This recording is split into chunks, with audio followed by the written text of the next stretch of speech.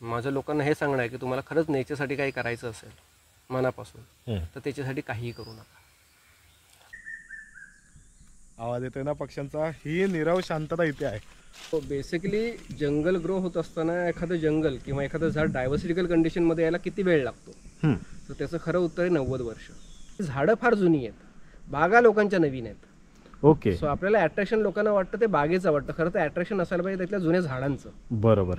ही सगळी नवीन कॉफी येते प्रत्येकाला. हे त्याचं फ्लॉवरिंग पण ह्याला दिसेल तुला. ओके, हे फ्लॉवरिंग आहे. माझ्या आत्मिक आनंदासाठी करतो. वा, मला यातून आनंद मिळतो म्हणून. बरोबर. नमस्कार नमस्कार नमस्कार मित्रांनो, पुन्हा एकदा तुमचं स्वागत करतो आपल्या मराठी हक्काच्या यूट्यूब चॅनल जर्नी विथ निखिलमध्ये. मित्रांनो, टायटल आणि थंबनेलवरनं तुमच्या लक्षात आलं असेल, आज आपण वेगळ्याच ठिकाणी आलोय. कुठे आलोय गौरव? आज आपण एका अशा देववेड्या आणि अवलिया माणसाला भेटायला आलो आहे, ज्याचं ब्रीदवाक्य आहे, जगातली सर्व सुंदर जंगल एक तर वाचली गेली पाहिजेत, राखली गेली पाहिजेत, किंवा ती मग माझी झाली पाहिजेत. अशा 40 एकर जंगल राखणाऱ्या रान माणसाला, ज्यांनी खरोखर रान माणूस आहे आणि जपलंय, अशा नंदू तांबे या अवलियाला आपण भेटायला आलो आहोत. तर चला मित्रांनो, नंदू तांबे यांच्याकडे जाऊया. तर मित्रांनो, माझ्यासोबत गौरव तर आहेच आणि आपला यूट्यूबर मित्र शुभम सुद्धा आहे. मित्रांनो, तुम्हाला एक थोडक्यात सांगतो इथे कसं यायचं.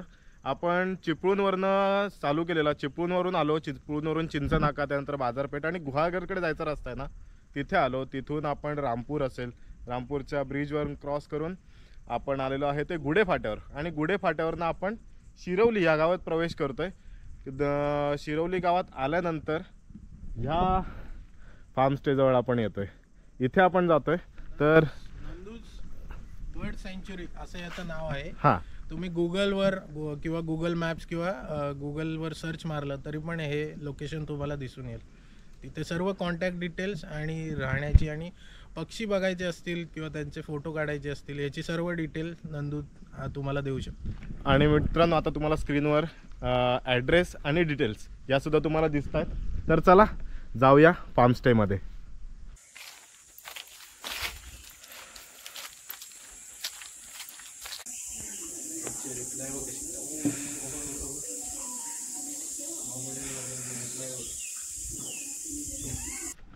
काय म्हणतो दादा, कसा आहेस? एकदम मजेत ना.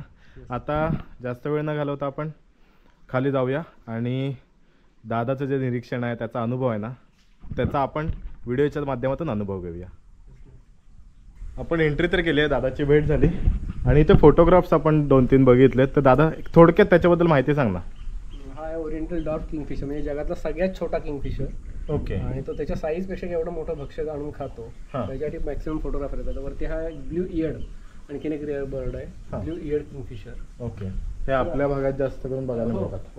ओके. त्याच्यानंतर इथे आऊलचा फोटोग्राफ आहे. हा वाईड अँगलने काढलेला फोटोग्राफ. सुंदर सुंदर फोटोग्राफ. ब्राऊन फिश आऊल आहे, त्याचा हे पिल्लू आहे. ओके. तरी साधारण किती जवळून काढलाय? वाईड अँगलने काढलाय. हां, खूप जास्त जवळ नाही काढला, म्हणजे कॅमेरा सेट करून ठेवायचा. ओके. तिथे येत होतं, तिथं घरटं जवळ होतं, ते बाहेर यायचं. Okay okay. आणि मग रिमोट कंट्रोलने फोटो काढला. जबरदस्त. तर आता आपण खाली जाऊया. हे तुम्हाला समोर जंगल दिसते ना, तिकडे आतमध्ये जाऊया.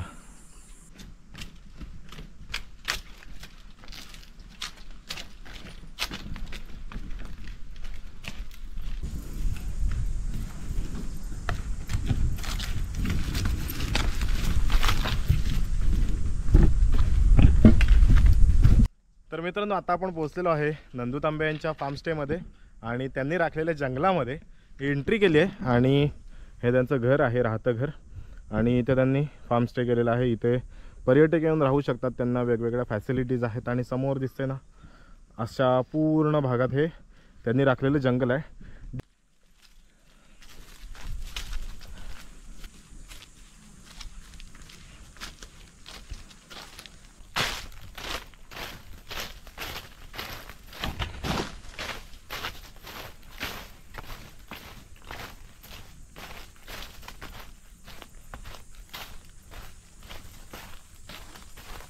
मित्रांनो, आत्ता नुकतीच बघितली ती पोफळीची बाग, जी आत्ता नुकतीच लावलेली आहे काही वर्षांपूर्वी. आणि आत्ता आहे ना, आपण प्रॉपर जंगलात चाललो आहे.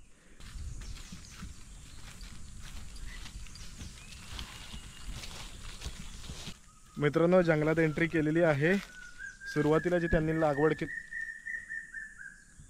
आवाज येतोय ना पक्ष्यांचा, ही नीरव शांतता इथे आहे. पक्ष्यांचे बारीक सुरीक पक्ष्यांचे आवाज येत आहेत.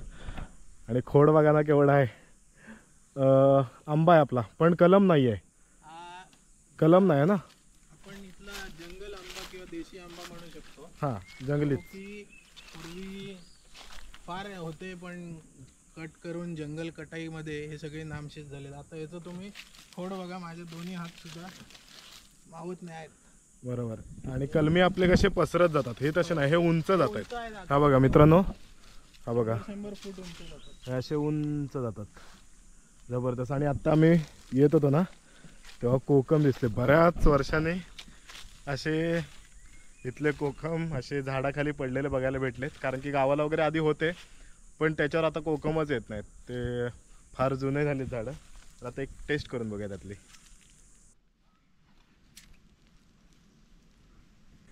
तर मित्रांनो, दादा तर आपल्याला जॉईन झालेत.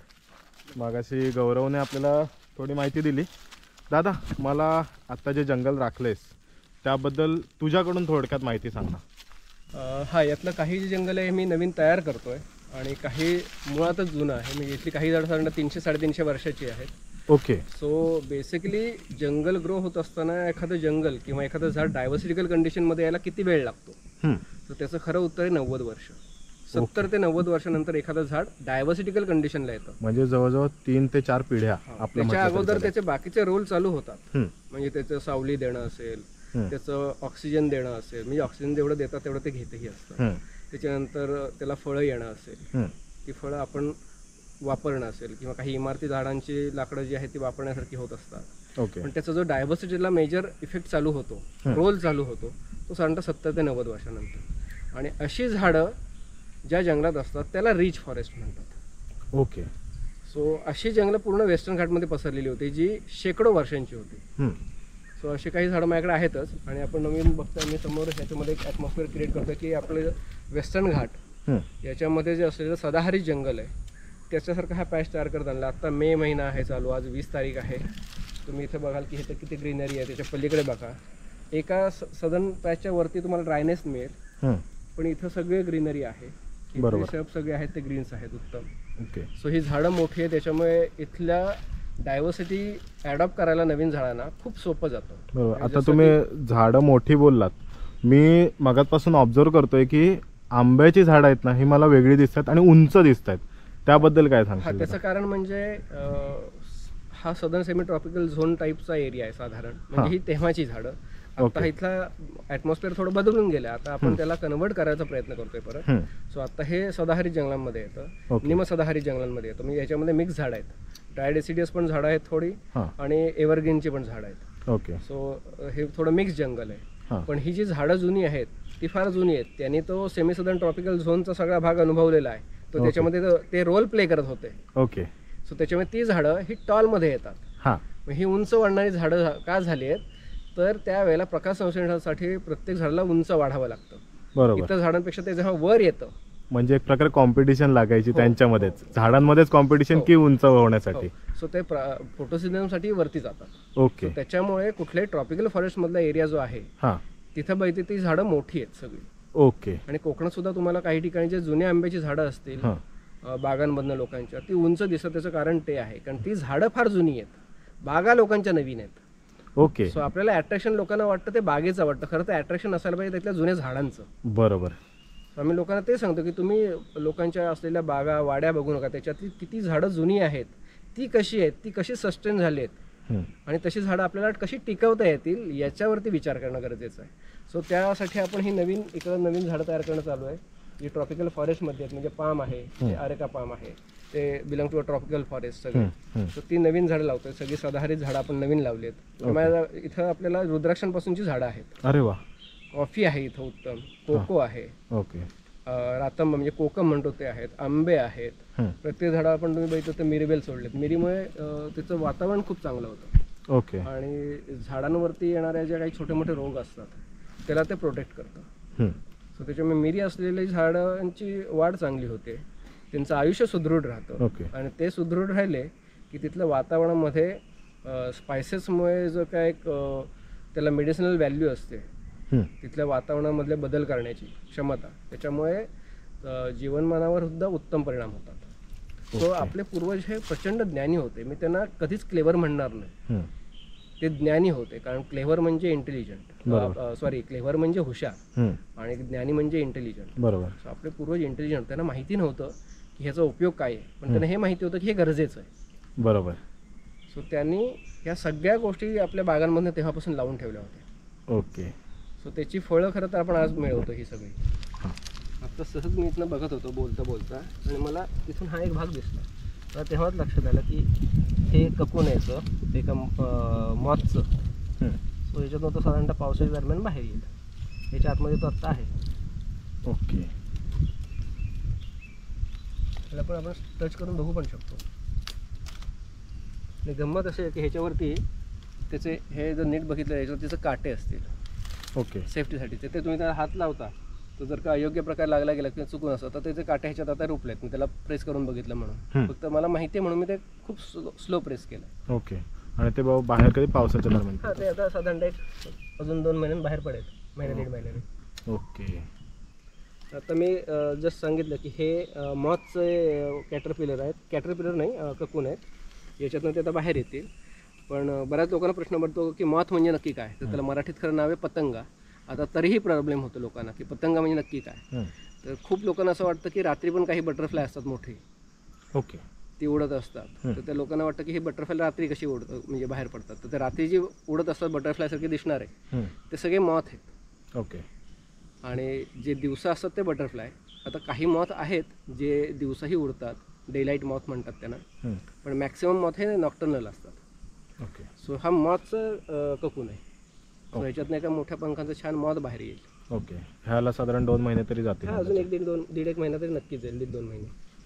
आता इथं आपण जे काय ॲटमॉस्फिअर क्रिएट करतो त्यासाठी जी काय ट्रॉपिकल फॉरेस्टमधली असलेली झाडं आहेत तीही इथं आपण लावतो. आता हे सुरमाड म्हणतात त्याला लोकल नेममध्ये. काही लोक त्याला भरली माड म्हणतात. म्हणजे याचं इंग्लिश नाव आहे फिशटेल पाम. म्हणजे ह्याचं पानं बघा फिशच्या टेलसारखे असतात माशांच्या. ओके. म्हणून फिशटेल पाम. सो हे आहेत. याची जी फळं असतात ती लोकल नेममध्ये आपल्याकडे कोकणात ज्याला काळमांजर म्हणतात, म्हणजे पाम सिबेट. ते ह्याची फळं खूप खातात. इकडे तुम्ही बघितलं तर त्याची भरपूर नवीन रोपं तुम्हाला दिसली. म्हणजे हजारो आहेत माझ्याकडे. एका ठिकाणी तर काही हजार रोपं आहेत आता. ओके. सो एका छोट्या पॅचमध्ये. सो त्यांनी खाल्लेली ही जी फळं आहेत ती स्कॅटमधून बाहेर येतात आणि त्यांचं जर्मिनेशन 100% होतं. ओके. आणि ते त्यांची म्युटेशन पण चांगली असते. सो त्याच्यामुळे त्यांचं जागण्याचं प्रमाण चांगलं असतं. ओके. सो अशी ही सगळी आहेत. आता आपल्याकडे आयुर्वेदातली बरीच झाडं आहेत. आता ही दमावेल आहे, तिचं नाव आहे अस्थमेटिका इंडिका. कडेला आपण हे पण लावलं आहे. तर हे जंगली ह्याचं झाड आहे जायफळाचं. हां. हे जायफळ आहे. हे हा रुद्राक्षाचं झाड आहे एक मोठं. अजून खूप मोठी होती ही. आता ह्याचं साधारण वय काय असेल? हे आता 4-1 वर्षाचं आहे. 4 ते 5 वर्ष. 4 ते 5 वर्षाचं आहे. आणि ह्यांचं म्हणजे त्याच्यावर रुद्राक्षाचं येण्यापर्यंत अंदाजे साधारण वय किती व्हायला लागतं? नाही, हे जरा एका वेगळ्या पद्धतीचं रुद्राक्षाचं झाड आहे. जे आणखीन आपल्याकडे इंडोनेशियन असतं, म्हणजे भारतीय मूळ पण भारतात पण असतात ती झाडं खूप. ओके. लावले आहेत. जवळजवळ माझ्याकडे 20 झाडं आहेत. ओके. आणि यातली एक 4-5 झाडं आहेत. हे जरा लवकर फळं देतील. तरी साधारण ह्याच्या पुढे किती वर्षात देतील? 6-7 म्हणजे साधारण एक 10 वर्ष लागतात झाडाला. माझा अंदाज आहे. खरं हे माझं मत आहे. हां. कारण त्याला उत्तम वातावरणात त्यांनी लवकर फळं दिलेलं मी बघितलेत म्हणून. अदरवाईज साधारणतः 30-40 वर्षांच्या नंतर साधारणतः ह्याला फळं येतात रुद्राक्षाला. म्हणजे ॲटमॉस्फिअर कसं असेल ते कुठल्या ॲटमॉस्फिअरमध्ये वाढलंय त्याच्यावर ठरतं की रुद्राक्षाचं फळ कधी येईल ते. हो. ओके. हे आंब्याचंच झाड आहे, पण ह्याच्यावरती बघा तुम्ही भरपूर लायकेन आलं. हे सगळं झाटाझट इतर मोठ्या झाडांमधून ॲडॅप्टेशन घेत असतात डायव्हर्सिटीचं. हां. सो इथं ट्रान्समिशनसाठी जेवढा वेळ लागेल तेवढाच डायव्हर्सिटी वाढायला वेळ लागतो. आणि बाकी त्याचं एज. सो बऱ्याच गोष्टी असतात. म्हणजे इथे तुम्हाला झाडांच्या मुळांवरती सुद्धा लायकेन मिळेल. लायकेन आहे, मॉस आहे वेगवेगळ्या प्रकारचं. बरोबर. हे मुळांवरती पण मिळेल. बरोबर. म्हणजे हा रिचनेस असतो जंगलांचा. खरं आहे. आणि वेस्टर्न घाट अशा जंगलांनी प्रचंड भरलेला होता. बरोबर. म्हणजे वेस्टर्न घाट हा खूप जास्त रिच असलेला भाग आहे. आणि जगात मधला भाग आहे असा की अत्यंत सुंदर आणि अत्यंत रिच.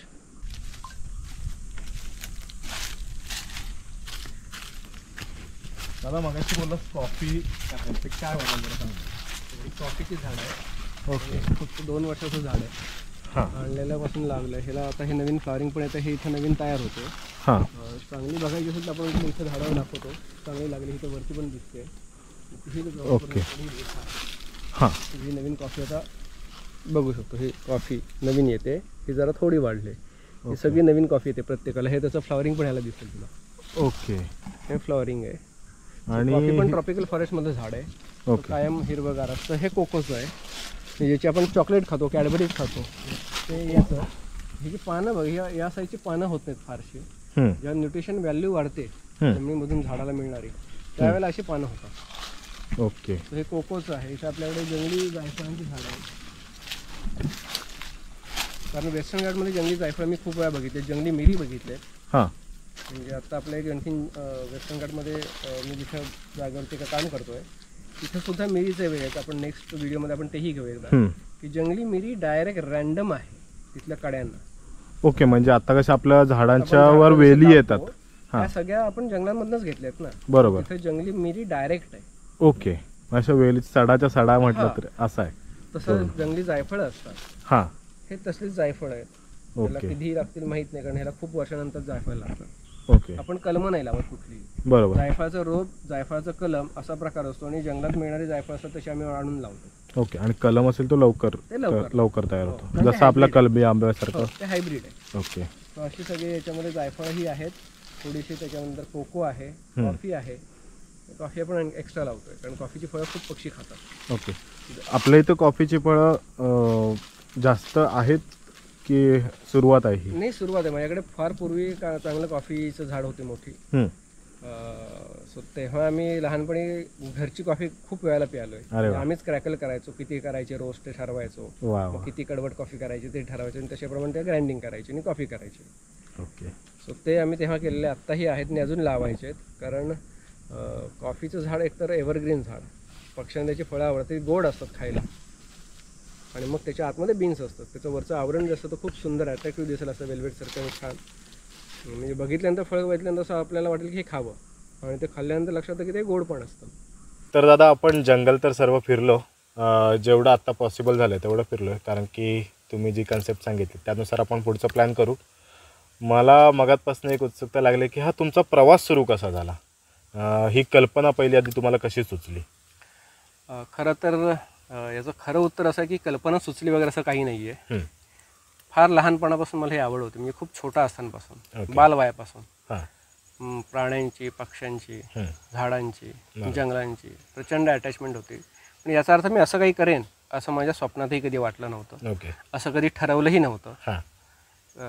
जसं लहानपणी मुलांना एक वेगवेगळ्या गोष्टींचं आकर्षण असतं, तसं मला जंगलांचं आकर्षण होतं, प्राणी पक्ष्यांचं होतं. बरोबर. मला अजून आठवतं, मी आणि माझा भाऊ, मोठा भाऊ, आम्ही छोटे छोटे, म्हणजे छोटे म्हणण्यासाठी असं की ते आकाराने छोटे असायचे पक्षी, पण आम्हीच छोटे होतो तेव्हा आम्हाला वाटायचं ही कुठल्या पक्षीची पिल्लं आहेत काय, असं आम्ही छोटे पक्षी पकडायचो. ओके. लहान वयात, म्हणजे तेव्हा माझं वय 7-8 वगैरे असेल. आणि तो माझ्यापेक्षा 3-4 वर्षांनी मोठा. तो आम्ही जाऊन दोघं पकडायचो ते. आणि मला अजून आठवते, नंतर एक गोष्टही लक्षात आली त्याच्यानंतर, ते पकडायचो आणि त्यांना त्यांच्याशी अर्धा पाऊण तास खेळून किंवा 10-20 मिनटं खेळून त्यांना आम्ही सोडून द्यायचो. ते पक्षी पुन्हा त्यांच्या घाट्यांजवळ तिथंच जायचे, सगळं करायचं. जेव्हा तुम्ही इनोसन्स असताना तेव्हा लक्षात येतं की ह्या पक्ष्यांनाही सुद्धा हे कळत असतं की याच्यामध्ये कुठलाही बाकी भाव नव्हता. बरोबर. त्यांना पकडायचं, त्यांना मारायचं किंवा काही करायचं. सो हे सगळे पक्षी ना हे पुन्हा तिथेच यायचे. अरे वा. आम्ही वर्षानुवर्ष एकाच ठिकाणी काही पक्षी पकडलेले आहेत. ओके. सो त्याच्यामुळे नाही, खरं तर म्हणजे आपण कसं वागतो हे डिपेंड असतं त्याच्यावर डिपेंड करतं. सो अशा सगळ्या गोष्टी होत्या, इथपासूनची आवड होती ती. सो नंतर मग शाळा चालू झाली, हायस्कूलमध्ये गेलो, कॉलेजमध्ये गेलो, तेव्हासुद्धा आवड होती, पण कधीच असं वाटलं नव्हतं की असं काही करेन. आणि सडनली अचानक एक दिवस असं झालं की आज असं वाटलं की आता हे सगळं बंद करायचं आणि आता फक्त आपण प्राणी, पशु, पक्षी यांच्यासाठी काम करूया. बरोबर.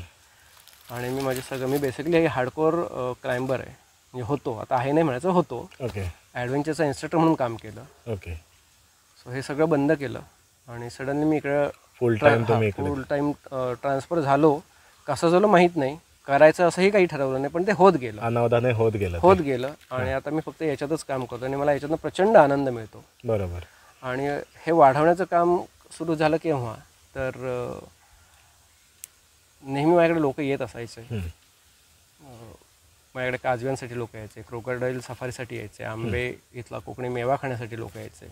पण हार्डली टूर यायचे माझ्याकडे. म्हणजे वर्षभरात एक 4-5 टूर. ओके, लिमिटेड होत्या, फार लिमिटेड. आणि त्याच्यामध्ये माझे काही मित्र मुंबईत, त्यांनी एक त्या काळात साधारणतः ही गोष्ट आहे 2010ची किंवा 9ची. ओके. तेव्हा त्यांनी मुंबई ट्रॅव्हल्स नावाचं एक छोटी कंपनी चालू केली. ओके. 3 समविचारी मित्रांनी, हम्म. आणि ट्रॅव्हल आणि टुरिझमसाठीची. हम्म.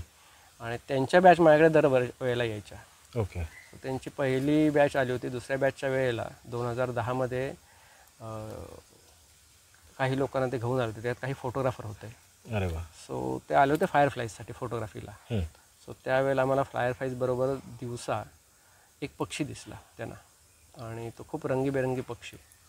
सो माझ्या मित्राने आणि त्याच्या आलेल्या फोटोग्राफर मित्राने विचारलं की इथे ODKF ज्याचं आता नाव आहे, त्याचं पूर्वी नाव होतं 3-toed किंगफिशर, तो दिसतो का? मी त्यांना हो म्हटलं. हम्म. मग ते कुठे मिळेल वगैरे, कारण की तो बघितला होता हम्म. तिथून पास होताना माझ्या इथे जंगलात. ओके. सो मी त्यांना मग सगळं सांगितलं, तो कुठे आहे, काय आहे, आत्ता काय करतोय, म्हणजे कुठं बसतो, बरोबर. त्याची पिल्लं कुठं असतात, त्याचं घरटं कसं आहे. हां. आणि तिथून खरं सुरुवात झाली. त्या मित्राने मला सांगितलं, ज्याचं नाव आहे सौरभ ठकेकर खरं तर. हां. त्याने मला सांगितलं की नंदू, आपण या पक्ष्यांसाठी मी तुझ्याकडे लोक आणायला सुरुवात करतो.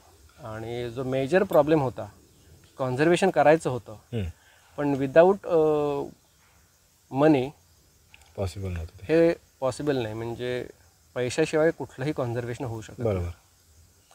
सो तो म्हणला की तुझे जो मेजर प्रॉब्लेम आहे की कॉन्झर्वेशनसाठी लागणारे पैसे कुठून आणायचे. हम्म. आत्तापर्यंत जेवढं स्वखर्चानं जेवढं जमत होतं तेवढं करतो, पण खूप लिमिटेशन्स होत्या, खूप म्हणजे खूप जास्त.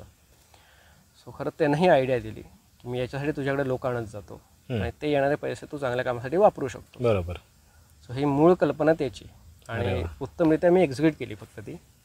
आणि आजही त्याच्या ओरिएंटल डॉगसाठीच्या टूर माझ्याकडे दरवर्षी येत असतात. अरे वा. तेव्हापासून सीझन काय असतो साधारण? तो साधारणतः जून मिडपासून ते ऑगस्टपर्यंत असतो, सप्टेंबरपर्यंत. सप्टेंबर म्हणजे आपल्याकडे हेवी रेन असतो, मान्सून असतो त्याच्यातच सगळं त्या पिरियड सो मध्ये. तेव्हापासून ह्याचं मेजर काम चालू झालं की आपण आणखीन जंगल कसं तयार करू शकतो, वाढवू शकतो ते. ओके. म्हणजे ही साधारण जर्नी 15 वर्षापासून हा जंगल ऍक्च्युअली वाढवायला सुरुवात सुरुवात केली. ही आहे. काम खूप 2000 पासून चालू केलं मी, 2001 पासून. ओके. म्हणजे तुमच्या शाळेय जीवनापासून सुरू केलं.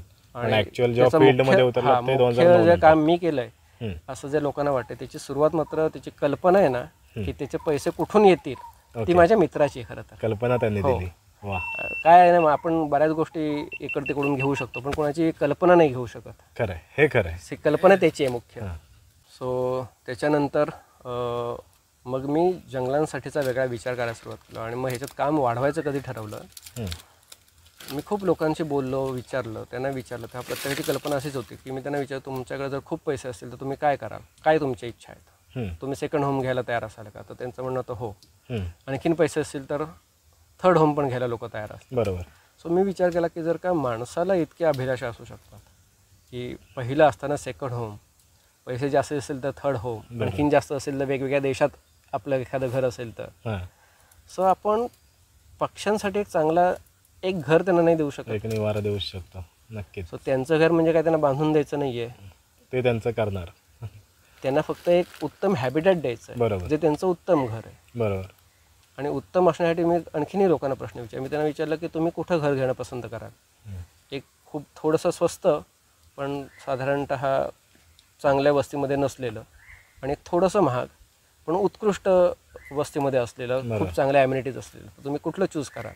तर प्रत्येकाचं म्हणणं होतं नाही 4 पैसे जास्त गेले तरी चालतील, पण आम्हाला उत्तम घर हवं. बरोबर. मी त्यांना म्हटलं की जर तुम्हाला एक उत्तम घर हवं आहे तर आपण एक पक्ष्यांना उत्तम घर नाही देऊ शकत, त्यांचा एक अधिवास नाही देऊ शकत.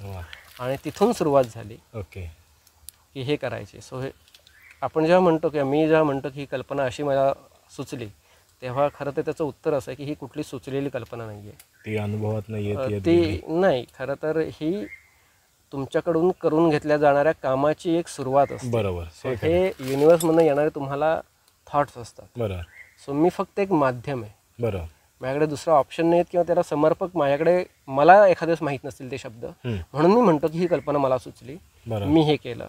पण त्या मीचा खरा अर्थ मी म्हणजे वैयक्तिक असा नाहीये, हे माझ्याकडनं करून घेतलं जातं. आणि हे मला मान्य आहे की माझे जे काही गुरु आहेत मी ज्यांना भजत असतो कायम, त्यांनी मला दिलेली जबाबदारी आहे. ओके. सो ते माझ्याकडे हे पूर्ण करून घेत असतात. मी फक्त माध्यम आहे, तेच मला कल्पना देतात माझ्या डोक्यापर्यंत किंवा मेंदूत तेच आणून देतात, मी फक्त ते पुढे पूर्ण करतो. बरोबर. सो तिथून याची सुरुवात झाली. आणि आत्ता ह्या मागच्या तुम्ही बोललात की 2009-10 पासून ॲक्च्युअल फील्डमध्ये ॲक्च्युअल कामला सुरुवात झाली म्हटलं. हो. शालेय जीवनापासून तुम्हाला आवड होती, त्यानुसार पावलं तुम्ही उचलत गेलात, पण ॲक्च्युअल फील्डमध्ये 2009-10 पासून यायला लागला. 15 वर्ष झाली. ह्या 15 वर्षामध्ये तुम्ही कशा पद्धतीने काम केलं किंवा वेगवेगळी रोपं असतील, झाडं असतील, ती कशा पद्धतीने जगवली? मी फक्त झाडं लावलं एवढंच काम नाही केलं, तर बेसिकली मी सुरुवातीला अवेअरनेसचं काम केलं. खूप लोकांना अवेअरनेसचे वेगवेगळे अनुभव येतात. बरोबर. माझा अनुभव थोडासा चांगला नव्हता. सो याचा अर्थ काय लोक चुकीचे आहेत असं माझं म्हणणं नाही आहे. एखाद्या वेळेस मी चुकीचं असेल तिथपर्यंत मला हवं तसं मी त्यांच्याकडेपर्यंत पोहोचलो नसेल. सो मग मी असा विचार केला की आपण लोकांना हे सगळं सांगत बसण्यापेक्षा कधीतरी लोक येऊन मलाच विचारतील. हे आज मला आत्ता सुचतंय, मी कधी ह्याचा विचार नाही केला की सांगणं खूप सोपं असतं की तुम्ही हे काम करा, अमुक करा, तमुक करा, पण करणं खूप कठीण असतं. खरं. सो मी म्हणून म्हणतो की हे थॉट माझ्याकडे आहेत आणि मी फक्त मीडियम आहे की त्यांनी हे माझ्याकडनं करवून घेतलेत. सो माझ्याकडे लक्षात आलं असं की हे सगळं लोकांना सांगण्यापेक्षा एकदा आधी तू करून बघ. बरोबर. नक्की आपल्याला जमते काय बघूया. आणि मग जसं मी म्हटलं तसं की मी कॉन्झर्वेशनसाठी लोकांकडनं पैसे घ्यायला सुरुवात केली. माझ्याकडे तुम्ही या, त्याच्या बदल्यात तुम्ही मला ह्या गोष्टी मी तुम्हाला देणार आहे, त्याच्या बदल्यात मला इतके इतके पैसे द्यायचे. बरोबर. आणि त्याच्यामधनं येणाऱ्या रेव्हेन्यूमधनं मी पहिल्यांदा जंगल घ्यायला सुरुवात केली. ओके. मी जेव्हा सुरुवात केली तेव्हा माझं ॲन्सेस्टन जंगल साधारणतः 11.5 ते 12 एकर होतं. आज ते साधारणतः 43 एकर. अरे वा. सो या सगळ्या लोकांनी मला दिलेले जे कॉन्झर्वेशन कॉस्ट आहे त्याच्यातनं हे निर्माण केलं आहे. बरोबर. सो मला हे तर खरं सांगायचं आहे की हे सुद्धा मी एकटा निर्माण नाही करू शकलो. जी लोक जोडली म्हणजे मला हे सांगायचं आहे की प्रत्येकाला वाटतं की आम्ही काय करू शकतो किंवा प्रत्येकाचं म्हणणं असतं की मी एकटा काय करेन. हे प्रत्येक एकट्या माणसानं म्हणजे जे 43 एकर जे जंगल आहे या जंगलामध्ये माझ्याकडे प्रत्येक पे करून आलेला माणूस जो आहे ना त्याचा एक स्वतंत्र तुकडा आहे. फक्त मी तो डिफाईन करून सांगू शकत नाही की तुझं हे जंगल आहे म्हणून, हा भाग तुझा आहे म्हणून, कारण मी त्याच कॉस्टमधूनही घेतलेलं आहे. हो खरं. सो हे माझं जंगल नाही आहे. खरं तर मी तसा जर विचार केला आध्यात्मिक दृष्टीने तर मी माझ्या स्वार्थीपणानं सांगतो की हे माझं जंगल आहे. खरं तर हे माझ्याकडे आलेल्या प्रत्येक व्यक्तीचं जंगल आहे. 100%. ह्याच्या पुढे येणाऱ्या प्रत्येक व्यक्तीचं आहे आणि आजपर्यंत येऊन गेलेत त्या प्रत्येक व्यक्तीचं आणि ज्यानं मला पैसे नाही दिलेत त्याचंही आहे खरं तर हे. बरोबर. कारण की त्यांनी अनुभव ह्याचा पार्ट आहे सगळं. सो तिथून याची सुरुवात झाली. ओके. आणि मग मी जंगल घेत गेलो, ते वाढवत गेलो, त्याच्याबरोबर मी झाडं लावत गेलो, पण ते प्लांटेशन म्हणून नाही. मी जंगलामध्ये रेस्टोरेशनचं काम करतो. ओके. रेस्टोरेशन आणि प्लांटेशन म्हणजे काय ह्याच्याबद्दल आपण एकदा पुढच्या कुठल्या तरी भागामध्ये बोलू. नक्कीच. कारण ही गोष्ट काही इथेच संपणारी नाही. ह्याच्या वेगवेगळ्या भाग येतील. म्हणजे ही एक पूर्ण जर्नी जी आहे ती आपण कम्प्लीट करू. नक्कीच. म्हणजे लोकांना नक्की कळेल की याची सुरुवात काय, याचा नक्की प्रवास काय आणि आपण कुठपर्यंत जाणार आहोत. Okay. So step by step आपण मित्रांनो बघणार आहोत. सो लोकांनाही आवडेल हे की तुम्हाला एकाच फ्लोमध्ये सगळं बघण्यापेक्षा एका कट ऑफ द फ्लोमध्ये सगळं तुम्ही बघू शकाल आणि ते तुम्हाला बघता येईल, त्याचा आनंद घेता येईल. तुम्हाला तसं काही काम करायची इच्छा असेल तर तुम्हाला करता येईल. बरोबर. सो हा एक गाईडलाईन म्हणून पण व्हिडिओ लोक बघू शकतील की त्यांना आयुष्यात काय करायचं असेल, जर जंगलासाठी काय करायचं असेल किंवा नेचरसाठी काय करायचं असेल की आपण काय योगदान देऊ शकतो त्याच्यासाठी पण उपयोग होईल ना. 100%. सो हे मला प्रमोट करण्यासाठी मला व्हिडिओज नको आहेत कुठलेही. बरोबर.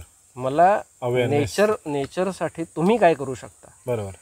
आणि ही आता काळाची गरज आहे खरं बघायला गेलं तर. हो खरं तर काळाची गरज आहे. वेळ हातातनं ऑलरेडी खूप निघून गेलेला आहे.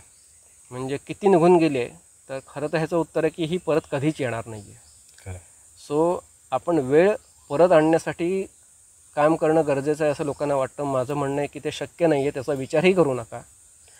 आत्ता आली जी वेळ आहे ती किमान इथंच कशी थांबून राहील तेवढा तरी विचार करूया आपण. खरं आहे. आणि ती आणखीन वर्स्ट कशी होणार नाही याच्यावरती विचार करणं गरजेचं आहे. बरोबर. रिव्हर्स जाणं फार कठीण आहे आणि ते शक्य नाही. नेचरला रिव्हर्स करणं नाही, नेचर स्वतःला रिव्हर्स करू शकतो, आपण नाही करू शकत. तेवढी आपली कॅपॅसिटी नाही. बेसिक त्याचं कारण आहे मदर अर्थ आहे ती. बरोबर. आणि कुठल्याही आई मुलाला वाढवलेलं सगळ्यांनी बघितलं असेल, पण कुठल्याही मुलानं आईला वाढवलेलं कोणी बघितलं नसेल असं मला वाटत नाही. ते पॉसिबलच नाही आहे. जी मदर अर्थ आहे ती स्वतः ग्रो होत असते, ती आपल्यालाही ग्रो करते, आपण काय तिला ग्रो करणार. बरोबर. सो असा माझा प्रवास चालू झाला आणि हळूहळू आपण पुढच्या प्रवासाकडे निघतोय की आपल्याला आता माझं उद्दिष्ट फक्त जंगल वाढवणं आणि मी करणं असं नाही आहे. बरोबर. आता मला माझ्यासारख्या विचारांचे लोक निर्माण करायचे जे आणि मी आतापर्यंत जे असतीलही, पण केलं ते जोडले गेले हा, पाहिजेत. जे आतापर्यंत केलं हे माझं लर्निंग होतं. ओके. याच्यामधनं मी शिकलो की मला लोकांना काय सांगायचंय, काय द्यायचंय. बरोबर. एक वेळ अशी होती माझ्याकडे की मी खूप वेळा लोकांना म्हणायचो की या जगातली सगळी उत्तम जंगलं, की आपण जगाचा नाही आपण भारताचा विचार करू किंवा महाराष्ट्राचा विचार करू. की एक स्वार्थीभाव होता आणि मी म्हणायचो की मला फक्त मोह एकाच गोष्टीचा आहे की जंगलं भरपूर असली पाहिजे आणि ती माझी असली पाहिजेत. पण त्या मोहाचंही रूपांतर या जंगलाने, या नेचरने बदललं मला. आणि त्यानंतर असं झालं की एकतर ही जंगलं सुरक्षित असायला पाहिजेत, नसतील तर ती आपली असायला पाहिजेत. अरे वा. सो ती माझी असायला पाहिजे, हा तर माझा अजिबात अट्टहास नाही. बरोबर. पण ती ती सुरक्षित असणं सुरक्षित मस्त असायला महत्वाचं आहे. तर नंदू दादा, आपला प्रवास तुम्ही सांगितलात, खूप छान अनुभव होता तुमचा. हा प्रवास तुम्ही ज्या पद्धतीने सांगितला तो लोकांना सोपा वाटेल, पण हा नक्कीच सोपा नाही आहे, कारण की जर्नी खूप मोठी आहे.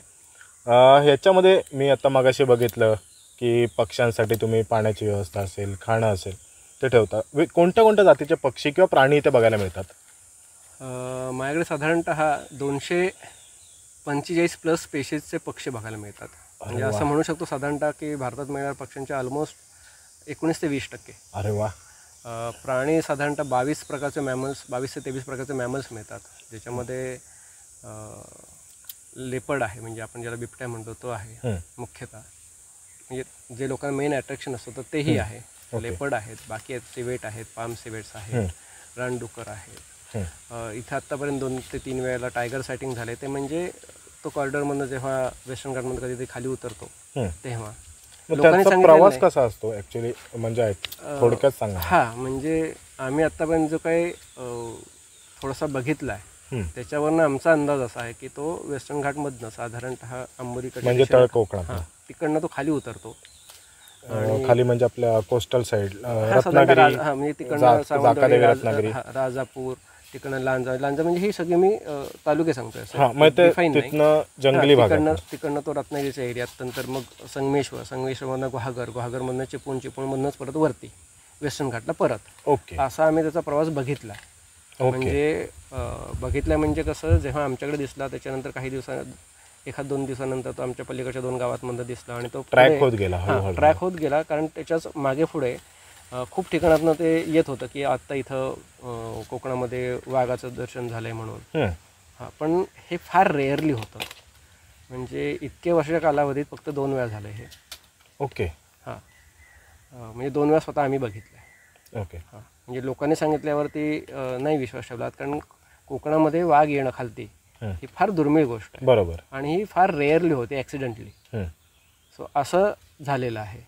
सो मॅमल्सचे जर 20-22 प्रकार किंवा 23 प्रकारचे मॅमल्स आहेत. पक्षी सांगते तसे 40 प्रकारचे तर साप मिळतात. अरे वा.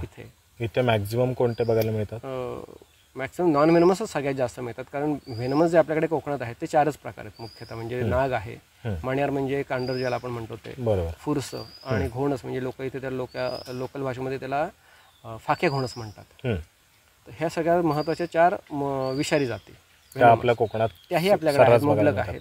आणि त्याच्याशिवाय जे जास्त स्पेशीज आहेत त्या सगळ्या नॉन व्हेनमस. बरोबर. सो नॉन व्हेनमसचं मिळण्याचं प्रमाण जास्त आहे नेहमी. बरोबर. जसं तुम्ही बोललात नाग, म्हणजे लोकांना नाग वगैरे विषारी वाटतं, ते आपल्या भागात आहेत का? हो, नाग आहेत आपल्याकडे भरपूर.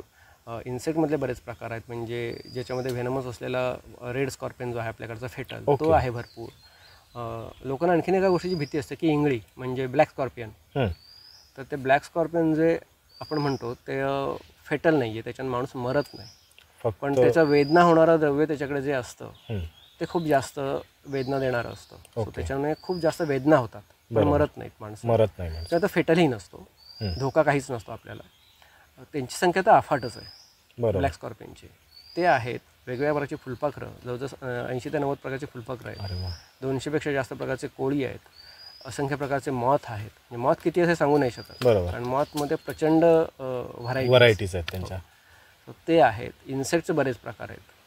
वृक्ष म्हटलं तर झाडांचं जो माझ्या स्वतःच्या आपलं जे जंगल आहे आपलं जे आहे त्याच्यामध्ये साधारणतः 160 प्रकारची झाडं आहेत. प्लांट्स किती आहेत तर सांगता येणार नाहीत, थाउजंड्स ऑफ प्लांट्स आहेत, कारण त्याचं पण अजून वर्गीकरण झालेलं नाही आहे. सो आपण नवीन आणखीन झाडं लावतो आहे.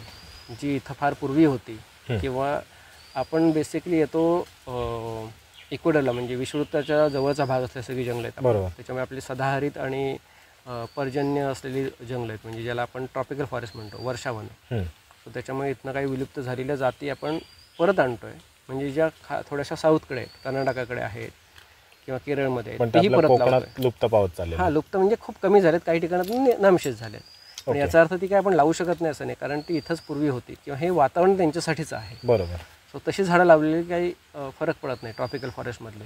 ओके. सो ती आपण नवीन लावतोय आणि आपण आता बघू शकतो आपण एक एरिया चूज केल्याने तो आपण करतोय की आता आपण सेमी एव्हरग्रीनमधनं एव्हरग्रीन आणि सेमी सदर्न ट्रॉपिकल झोनमध्ये कसं कन्वर्ट करता येईल जंगलाला, त्या प्रकारची झाडं आणून लावून आपण एक नवीन एक पॅच तयार करतोय ओके जंगलांचा, जो व्हरायटी वाईज चांगला असेल. त्याच्यामध्ये वेगवेगळ्या प्रकारची जंगल झाडं असतील, फळझाडं असतील जी पक्ष्यांना अट्रॅक्ट करतात म्हणजे पक्षी खायला येतात. बरोबर. मग हे तुम्ही म्हटल्याप्रमाणे की मी पाणवठे केलेत पक्ष्यांसाठी, ऑब्झर्वेटरी केले जिथून आपण फोटोग्राफी करतो. बरोबर. आणि मी त्यांना इथलं नॅचरल फूड जे आहे तेच ठेवतो थोडंसं. बरोबर. तेही सकाळी एकदा ठेवतो आणि संध्याकाळी एकदा. खूप लिमिटेड ओके. जेणेकरून त्याला त्याची सवय होता कामा नये. त्यांनी नॅचरल खायचं पण सकाळी अर्ली मॉर्निंग उठल्यानंतर त्यांना गरज असते अन्नाची आणि इव्हिनिंगला. सो आपण त्यातला काही भाग देऊ शकलो तर, कारण आपण प्रचंड प्रमाणात आपण म्हणजे माणसाने खूप डिफॉरेस्टेशन केलं आहे. सो त्यांचे फ्रुटिंग ट्री नाही आहेत. सो त्यांना थोडीशी हेल्प म्हणून आणि पाणी एवढ्या 2 गोष्टी ठेवल्या जातात. बरोबर. आणि त्याच्यावरती ते येतात आणि आपण बघू शकता की नेक्स्ट टाइम आपण तेही व्हिडिओमध्ये दाखवू की ते सकाळी 1 तास 1.5 तास 2 तास येतात. त्याच्यानंतर ते परत त्यांच्या हॅबिटॅटमध्ये जातात आणि तिथं ते त्यांचं अन्न खायला सुरुवात करतात. बरोबर. आणि त्यांचे सगळे प्रकार आपण देऊच शकत नाही. त्यांच्या काही असतील ते आपण सगळ्यात प्रोव्हाइड नाही करू शकत. आपण एक लिमिटेड, आपण त्यांना एक फळांचं एक किंवा 2 प्रकार ठेवतो. बरोबर. ते सुद्धा इथले नेटिव्ह. जास्त करून मी ऐकलं पपई खातात. असं काही नाही, पण आपण त्यांना इथली गावठी पपई जी आहे ती देतो, कारण इथल्या पपईवरती ते बरेच वेळा येत असतात. ह्याच्याही अगोदर ते पपई अख्ख्या झाडावरतीच खायला सुरुवात करतात. ओके. सो ते त्याचं आवडतं फळ, कारण ते थोडं फ्लशी असतं. बरोबर. सो मी ते ठेवायला सुरुवात केली. ओके. ते आवडीने आणि ते आवडीने खातात. ओके.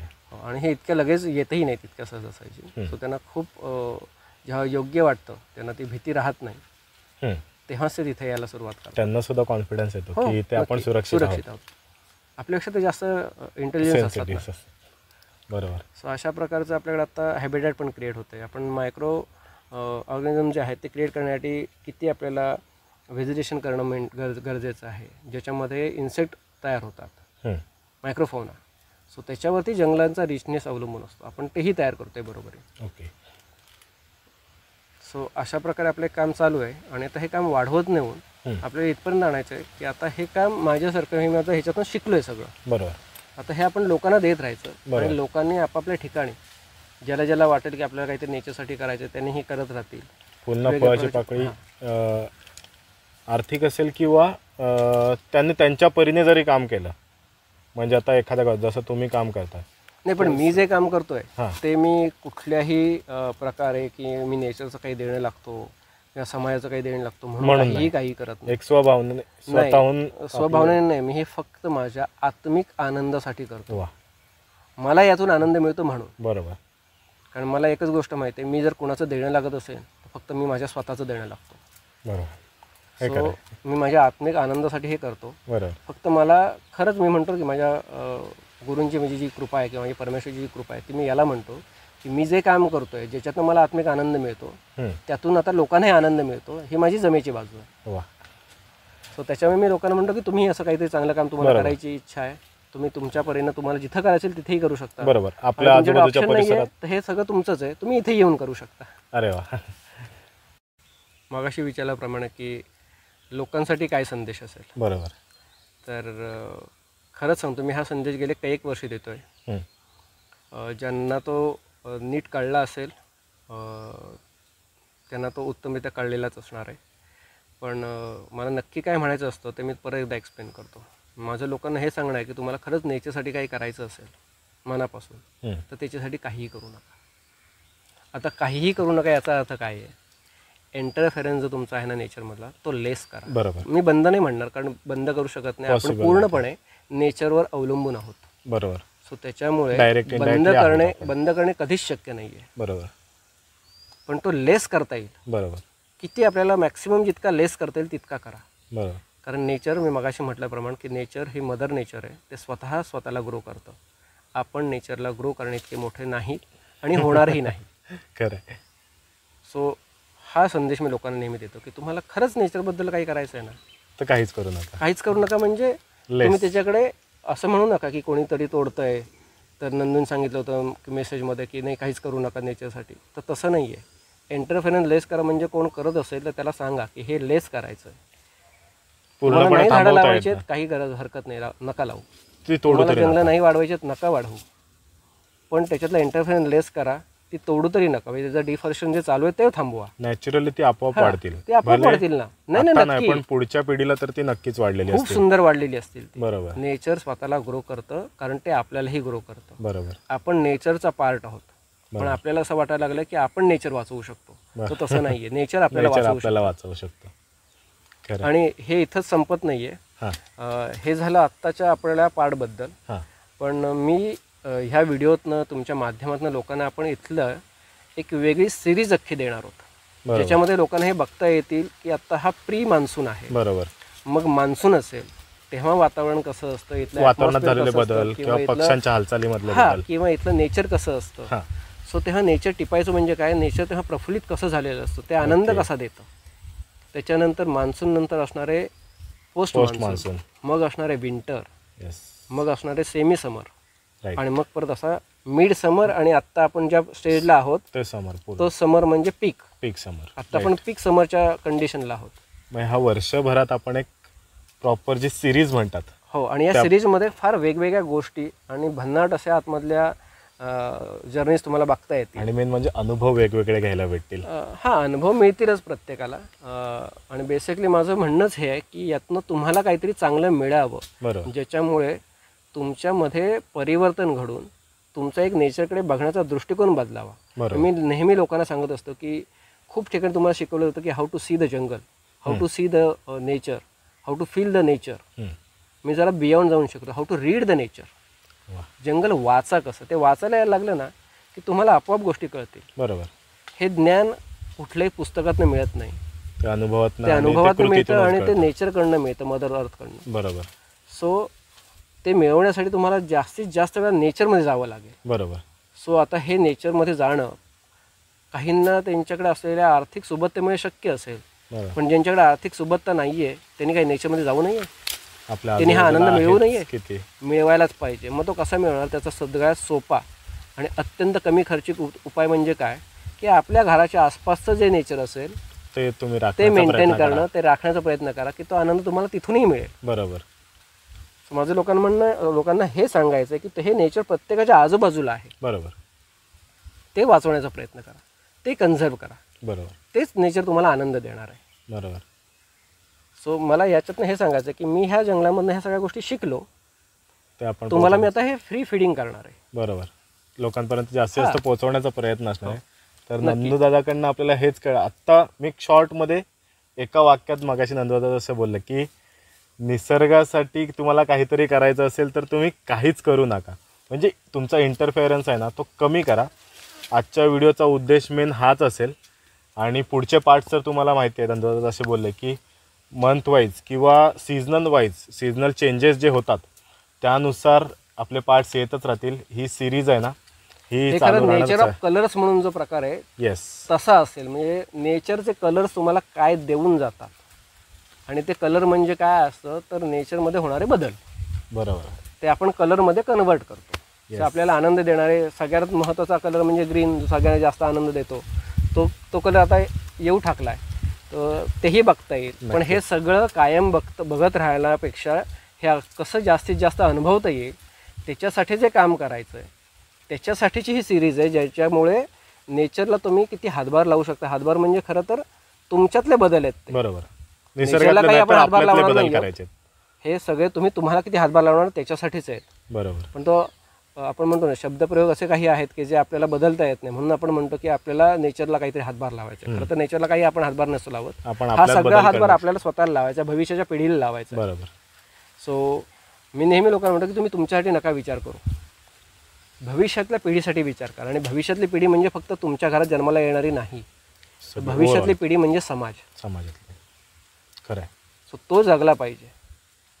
उत्तम हेल्दी समाज राहण्यासाठी विचारांपासून ते आचरणांपर्यंत सगळ्यात जास्त गोष्ट कुठली गरजेची असेल तर ती म्हणजे नेचर. बरोबर. कारण आत्तापर्यंतचे सगळे जे ऋषी मुनी जे आहेत ज्यांनी उत्तम ग्रंथ लिहून ठेवले, यातला कुठलीही व्यक्ती कुठल्याही शहरात राहत नव्हती, कुठल्याही आलिशान घरांमध्ये राहत नव्हती, राजवाड्यांमध्ये राहत नव्हती. हे सगळे लोक प्रचंड ज्ञानाने भरलेली, ज्यांनी काय पण मोठी लिटरेचर लिहिली किंवा वेदांपासून सगळ्या गोष्टी, हे सगळे लोक फक्त नेचरमध्येच राहत होते. आजही आपण बघतो संन्यासी किंवा एखादा साधू कुठे राहतो, त्याला निसर्गामध्ये जायची ओढ असते, तो तिथे जाऊन तपश्चर्या करतो. बरोबर.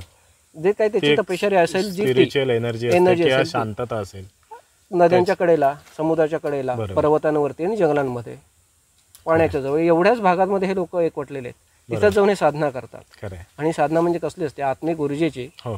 आणि युनिवर्समधनं मिळणाऱ्या एनर्जीची. आणि त्याचा मेन सोर्स काय असेल तर नेचर आहे. तर ह्या नेचर नेचरबद्दल प्रोटेक्ट करायला सुरुवात करा. सो नेचर प्रोटेक्ट करणं म्हणजे काय तर स्वतःला प्रोटेक्ट करणं. नक्कीच. सो फक्त इथं शब्दप्रयोग दुसरा वापरता येणार नाही, कारण तो आपल्याला सहज समजतो की नेचर प्रोटेक्ट केलं की फार चांगल्या गोष्टी घडतात. त्या सगळ्या स्वतःच्याबद्दल घडत असतात, समाजाच्याबद्दल घडत असतात, व्यक्तींच्याबद्दल घडत असतात. म्हणून आपण म्हणतो की नेचर प्रोटेक्ट करा, पण खरं तर तुम्ही स्वतःला प्रोटेक्ट करायचं आहे. तर मित्रांनो, आजची व्हिडिओ इथे थांबूया. आणि ही सिरीज सुरूच राहणार आहे. जवळजवळ ह्याचे 5 ते 6 पार्ट हे पूर्ण या सीझनमध्ये येतील. पुढच्या म्हणजे क्लायमेट चेंज जसे होत राहतील तसे सीझनमध्ये येतच राहतील. तर आजची व्हिडिओ इथेच थांबूया. व्हिडिओ कशी वाटली ना नक्की कमेंट बॉक्समध्ये सांगा. व्हिडिओ आवडली असेल तर जास्तीत जास्त शेअर करा. जे आपले निसर्गप्रेमी मित्र आहेत त्यांच्यासोबत शेअर करा आणि प्रतिक्रिया द्यायला विसरू नका. आणि नंदूदादाच्या फार्मस्टेला नक्की शक्य असेल तितके जास्तीत जास्त लोकांनी व्हिजिट करा. तर भेटूया पुन्हा एकदा मित्रांनो नवीन व्हिडिओमध्ये. तोपर्यंत बाय बाय.